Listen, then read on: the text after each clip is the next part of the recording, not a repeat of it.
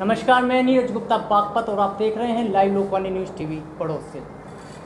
आज जिस तरीके से आप देख पा रहे हैं, हमारे बीच हैं राकेश टिकैत जी, जो कि किसी पहचान या नाम के मोहताज नहीं हैं, बल्कि अपना खासा रुतबा उनका रहा है अभी तक का, जब तक का जो किसान आंदोलन चलता आ रहा है उसको लेकर के। बहुत से आरोप और प्रत्यारोप उन पर लगे, चाहे वो अल्लाहू अकबर हो रैली में नाम को लेकर के, या राजनीतिक दलों का जो आगमन था चुनावी मंच, उस पर मंच पे किसान आंदोलन के, उसको लेकर के। यहाँ तक कि बहुत से चीज़ें ऐसी कही गई जिनसे कहीं ना कहीं उनको दुख भी हुआ और आपने देखा भावुक भी बहुत हुए हैं। उसी चीज़ को थोड़ा सा कड़ी को जोड़ते हुए आज लाइव लोकवाणी न्यूज़ टीवी पर हमारे जो खास मेहमान हैं वो है राकेश टिकैत जी। उनसे आज हम पूछना चाहेंगे और जानना चाहेंगे कि जो आंदोलन है किसानों का, कि वो आंदोलन है या कोई खेल, ये बहुत बड़ा एक प्रश्न चिन्ह बनकर रह चुका है, क्योंकि ये एक ऐसा आंदोलन है जिसको करीब 1 वर्ष पूर्ण होने जा रहा है और अभी तक की जो समस्याएं हैं किसानों की, वो जू की तू बनी हुई है। आखिर हम सवाल के साथ जोड़ना चाहेंगे कि आखिर क्या सरकार मानती नहीं या जानती नहीं या अनदेखा कर रही है, ऐसा क्यों? सरकार जानती भी है, मानती नहीं, अनदेखा कर रही। आखिर क्यों? क्योंकि व्यापारियों को लाभ देना है जी, इसलिए किसानों को अनदेखा करा जा रहा। कौन से व्यापारी, कौन लोग हैं वो लोग जो आधे रेट में फसलों को खरीद कर पूरे रेट में बेचते हैं?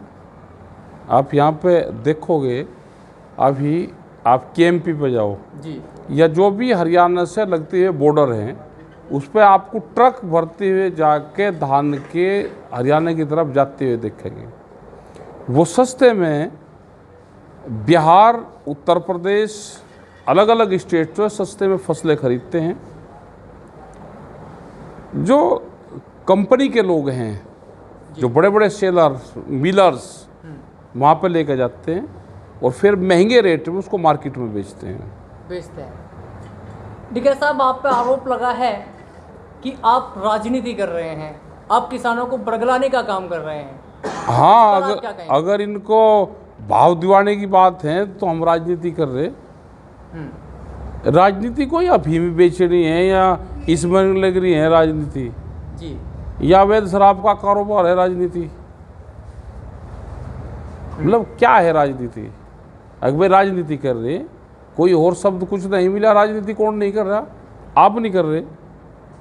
वोट देना ही राजनीति नहीं है। बिल्कुल। अगर अपनी समस्या हम उठा रहे किसान की, वो राजनीति है तो कर रहे, उसमें क्या दिक्कत है? राजनीति कोई अवैध काम है देश में, प्रतिबंधित काम है देश में, या कोर्ट से स्टे हैं? कोई समस्या उठाना प्रतिबंध तो नहीं है। नहीं, बिल्कुल नहीं। लोकतंत्र तो आवाज उठा रहे। लोकतंत्र देश का खत्म हो गया। लोकतंत्र अब रहा कहाँ? लोकतंत्र कहने का कागजों पे सिर्फ लोकतंत्र है, फिजिकल रूप से धरातल पे लोकतंत्र की धज्जियां उड़ रही है। धज्जियां उड़ रही हैं। 3 काले कानून की बात होती आई है। कुछ विपक्षी पार्टियों का कहना है कि जो टिकैत साहब हैं वो खुद नहीं जानते कि ये 3 काले कानून है क्या, फिर वो हल किस बात का चाहते हैं? विपक्ष वाले नहीं, सत्ता वाले। हाँ, वही सत्ताधारी। हाँ, सत्ताधारी। मध्य प्रदेश में 182 मंडियां बंद लग रही उन्हें, उनकी जमीन लग रही है बेचने। पहला कानून तो ये है मंडी वाला, के मंडी में माल बाहर भी बिक सकता है मंडी के जी। तो धीरे धीरे मंडियां खत्म हो जाएगी। 3 साल में, 2 और 3 साल में बिहार बन जाएगा। मंडी एमएसपी देने का प्लेटफॉर्म नहीं है। मंडी किसान अपनी फसल ले जाने का प्लेटफॉर्म है, ताकि वो आसानी से अपनी वो बेच सके। ठीक है जी। बिल्कुल। मतलब वहाँ खरीदार आ जाते हैं, एक प्लेटफॉर्म है। जैसे बगैर ट्रेन, बगैर प्लेटफॉर्म के नहीं रुक सकती जी, बिल्कुल। ऐसे ही किसान के लिए मंडी एक कोई भी जिन्स बेचने का पर्टिकुलर स्थान होता है। बिल्कुल। पहले तो ये है। दूसरा भंडारण का उसमें है, पहले ये होता था कि कोई भी व्यापारी कितना भंडारण करेगा, जमाखोरी उसको बोलते थे। बिल्कुल। किसी भी चीज़ की जमाखोरी होती थी, मार्केट में वो चीज़ मिलती नहीं थी तो उसके रेट बढ़ते थे। जी। डिमांड एंड सप्लाई, ये अर्थशास्त्र का फार्मूला रहा है पहले से ही। जमाखोरी को अब उसको लीगल राइट्स दे दिए कि आप कितने भी माल को खरीद कर रख सकते हो। उसका असर हिमाचल में आपको देखने को मिला सब लोगों को। जो रेट आज से 11 साल पहले हिमाचल के सेब के थे, आज भी हिमाचल में सेब के वही रेट हैं। 16 रुपये पर किलो। एक बड़ी कंपनी जो अडानी की है, जिसने हिमाचल में सेब का व्यापार करा, कॉन्ट्रैक्ट करवाया, जो वहाँ का व्यापारी था, बाहर का व्यापारी जाता था, उसको ख़त्म करा, और आज उसने 16 रुपये एकदम से डाउन कर दिए। वो इसलिए करे कि उसने जमाखोरी करी और 5 दिन के अंदर 80,000 पट्टियाँ सेब की मार्केट में फेंकी, मार्केट को डाउन करा। और जब किसान की फसल आई तो सस्ते में उसको सस्ता करा, वहाँ से बल्क में सामान खरीदा, अपने गोदाम भरे, ताला लगाया और मार्केट को फिर उठाया और महंगे रेट में बेचा। ये है तो कॉन्ट्रैक्ट फार्मिंग में यही आएगा। यानी कि जो अधिकार है कहीं ना कहीं किसानों के, यदि वो 10 साल पुराना ट्रैक्टर, अब कितने लोग हैं कि 10 साल में ट्रैक्टर बदल देंगे। एक रोडवेज की गाड़ी एक दिन में 500, 600, 800 किलोमीटर चलती है, उससे काम करता है। एक ट्रैक्टर जो कितने घंटे चलता है जी। या एक जज की कार कितने घंटे चलती है।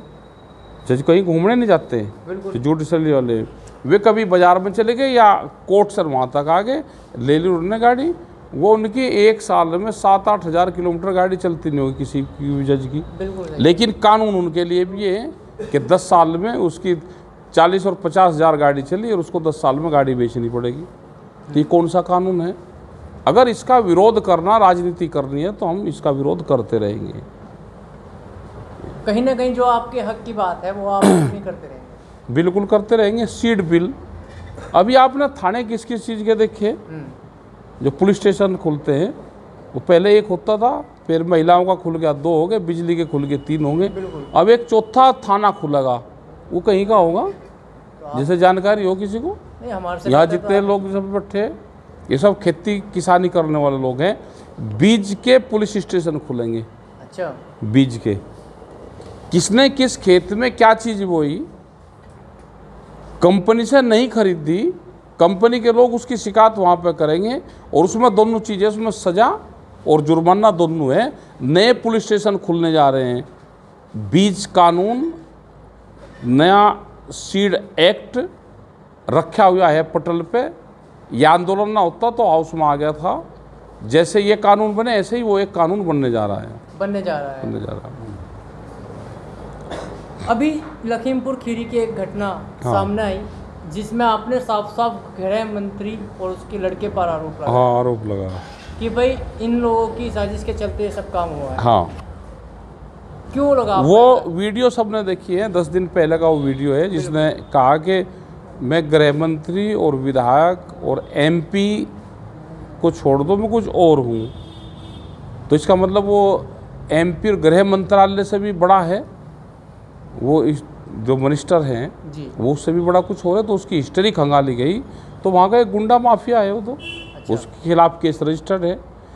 चंदन और खैर की लकड़ी की चोरी करता था, नेपाल भेजता था।